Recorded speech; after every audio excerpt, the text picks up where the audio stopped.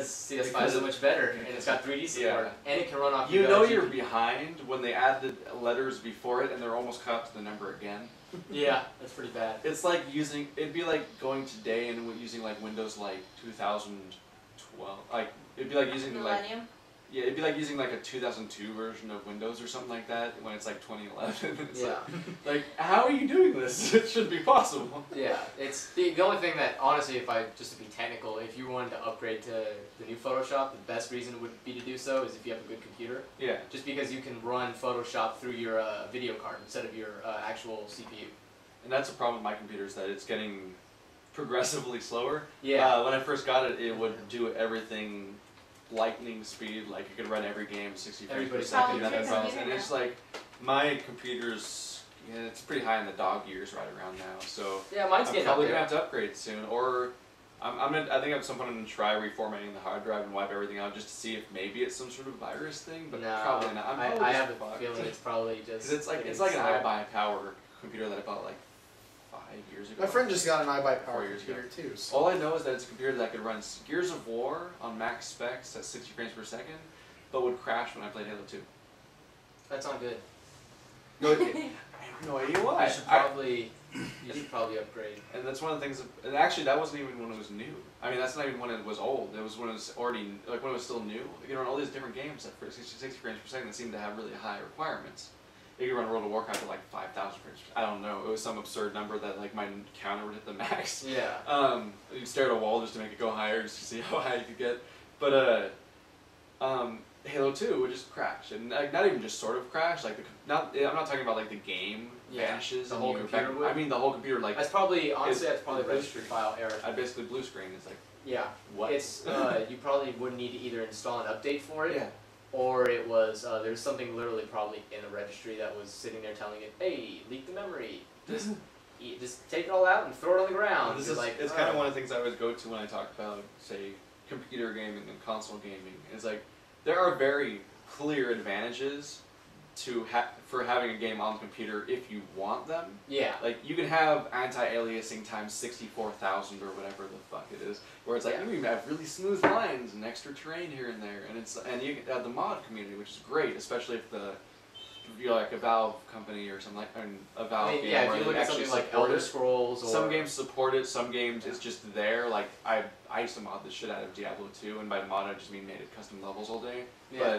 And it's fun if you can get into it, but I know the vast majority of computer games that I play, I do not use any mods. Yeah, neither do I. I remember like Unreal Tournament 2004. Yeah. I was all about modding, and some games after that, but it just, I don't know, there's something that just like kind of died out after a while, where it was just becoming, like the graphics became too high that it became such a burden to mod. Whereas like you can't, like you're trying to keep up with an engine that's so powerful that it's like, there's a reason developers go to school to get paid to do this. You know, so that you don't. Well, no, it's like because it's a lot of work. And it's like, and some of these people are like, well, this sounds cool, but I want to get paid to do this because it's a lot of work. Let's just send them a letter to make it in the next game. Yeah, and that's, well, and honestly, and the biggest problem is that most games are doing this half-ass crap, where it's like, hey, we'll release half the game, and then we'll make you charge the other half of the game. And you're kind of like, well, that's not as fun anymore. I liked it better when I had the whole game. If I hate anything else about it, I just make something else and put it in the game. What I've run into with it, which really sort of confuses me, is there's this sort of online PC, and not even specifically PC, just computer games fanboy concept, where like there are people who will defend it to the death, and if you play a game and they find out that you played it on console instead of PC, they always say something like, "I'm sorry," or "Why would you do that?" As if you like had this horrible different experience. It's not the same as the other experience. Honestly, it's like you can. I mean, you can even look at you know, Kyle over here playing games. It's like it doesn't look like garbage. It's not like you're sitting here going like, this poor man is playing a Super Nintendo quality game. If you stare at the two next to each other, you might be like, oh yeah, I know. It's like this PS3. I mean, the PS3 honestly, or the PC one. It depends on the game. Most PC gamers won't pay attention to the fact that a lot of game developers now are kind of doing reverse porting, where they're going, we're making it for the Xbox and PlayStation first, and then we're sending it to PC guys. And the PC guys are like, well, is it going to look as good? There was a big slap in the face about that recently. There was a pretty big slap in the face about that. Really? A lot recently. Like there's already, I think it was Call of Duty, where they already knew the whole thing. We're like, oh, we're getting rid of dedicated servers because we don't care about the PC that much anymore because we're making so many sales on the on the Xbox and everything, and that's just how cutthroat Activision is with their games. But well, and that's more recently, and I'm like pretty sure this was Black Ops. It might have been one of the DLCs or something else. But there's a loading screen that tells you, or there's a loading screen or menu option that tells you to use like the guide button on the Xbox to do something. Like it was such a direct port from the Xbox that one of the messages from the Xbox was still on the PC version. Oh, wow. And that kind of pissed people off. Well, and honestly, Use the guide button. There's nothing on my keyboard. press the Windows key. What? Damn it! Yeah, but like I was on like I'd be like in like the forums for like That's Dragon Age, trying to figure out how you do a specific quest and stuff. Yeah. And they're like, if you ask a question and you say that you're on the current console version, instead of answering your question, they just call you an idiot for buying it on the console. And it's like, why? It didn't change.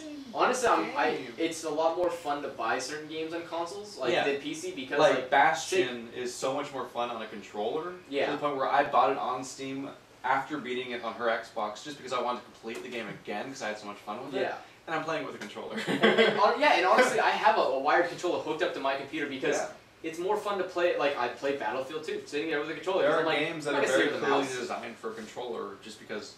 And you could say that it might be because of the popularity of consoles where they're designing honestly, first for controller, but especially every sort of dual stick shooter. It's like, have you ever tried to play a dual stick shooter on a computer?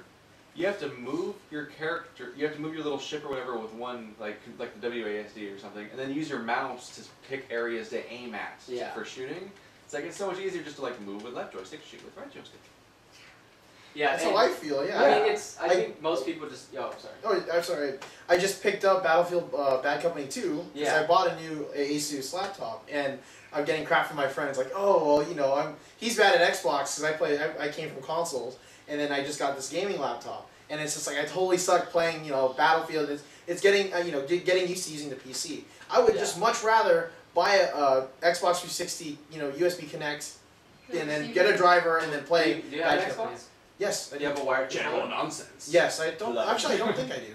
You can get you can get one of those receivers. If you that have a wireless receiver, you can attach any wireless Xbox to your computer. Yeah, I have to say though, they're pretty jackasses about Yes, that you stuff. did. Microsoft is not very nice. Wireless receiver. I don't. It's like a wireless. It's just a little device you plug in. It's just a $20 receiver. Yeah, but I bought mine. Mine ended up corrupting. Oh. And so I contacted. I was like, hey. Mine corrupted. Is there any way that I could? Because it's still in warranty. Like 1 year. Is there anything I can? They're like, nope. Go buy a new one. Like, wow, that was fantastic customer service. Fuck you. I was like, all right, Mr. Bongjon in India. Thank you for that loving discussion. It's like, oh. But what I kind of get when I talk to the sort of like PC fanboy type people is that like, I don't really understand how someone can not understand this concept where like there's just an ease of use element to this that makes it appealing. Like, if I buy an Xbox 360 that says Xbox 360 on it, I can buy any game on this aisle that says Xbox 360. It will work.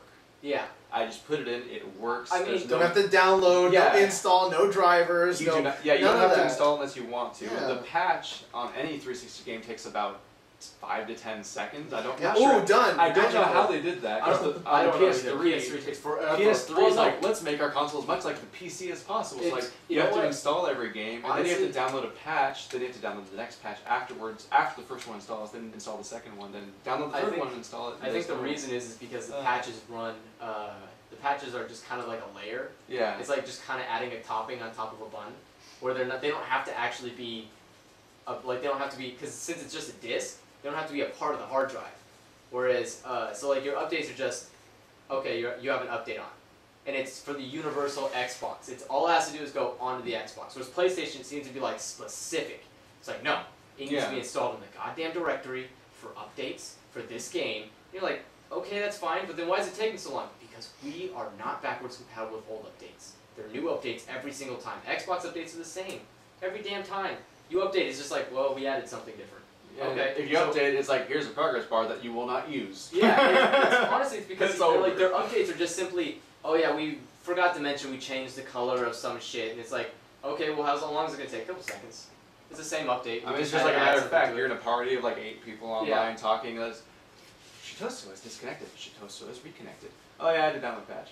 Yeah. And that's it. I agree with what you said. It's just like, sometimes when a lot of computer gamers, they have to understand that having a condensed amount of buttons and controls, and if you're playing especially shooters, it's just so much easier to use two analog sticks and just a set amount of buttons. And honestly, I'm not even talking about controls because I know that there's very subjective reasons to prefer one or the other one. A lot of people prefer the controller, and a lot of people specifically prefer the mouse because it's very, very precise. Oh, there's a big difference. It's very big difference. I've played the hell out of Counter-Strike on the PC. Yeah. I know it's very different. I can snipe on Counter-Strike. Speaking of which, I cannot snipe on any console. It is impossible. Speaking of which, you excited?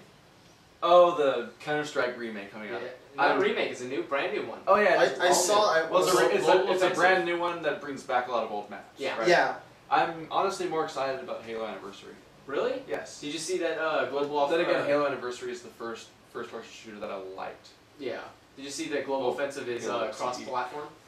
Yes, it's going to be an arcade game for $15 on the Xbox. And that means you can play. It's going to have cross-platform gameplay. So you can play online. And that's, I have to say that it does bring it home just for me because that was the first game I bought live for, was Counter-Strike.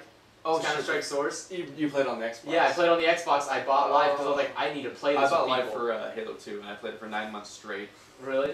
And the only reason I even took a break was because the Knights of the Old Republic game came out. And then I went right back to it for another 4 months. I played the game so much that I still rank it as my favorite shooter of all time. So out of curiosity, is Global Offensive going to be the only massive? Obviously, it's going to be a massively played online game. Is it going to be the only online first-person shooter that's cross-platform? You can hold it for now. No. Wait. Did they shut down the servers? Shadowrun beat it. But I don't know if it's still, the servers are still up or not. But Shadowrun was games for Windows Live and Xbox. But was it cross-platform? Was it cross-platform? Yes. And actually, interesting thing there, it was a shooter. It was a first-person shooter that somehow managed to actually give an advantage to people with controllers. I would never quite understood it, but you go on any forum about it, people specifically say this game you do better when you play with a controller than on the PC. What if you played with a controller on the PC? Well, that too. But I mean, win. Specifically, same thing. It could look awesome for me, and I'm winning. You specifically play better in the game with a controller than with a mouse. That makes sense. I never quite understood why, but it was this. It was the same way. It was this accepted fact in our community, which kind of blew my mind. I've never seen that happen before. Oh, it would be the normal. I know there is this sort of subtle auto aiming that's built into every first-person shooter on the 360 Here's a random at home question. on console.